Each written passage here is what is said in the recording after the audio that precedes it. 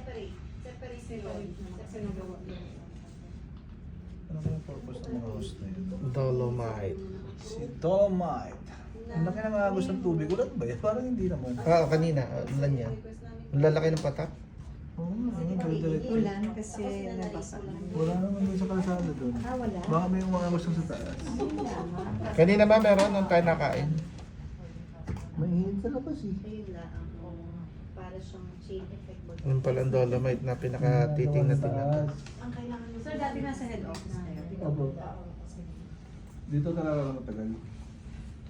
2000 to 2007, ito yung head office natin. Actually, ever since 91 to 2017, dito yung head office. Bendia muna. Nagawa na ako na rin. Bendia.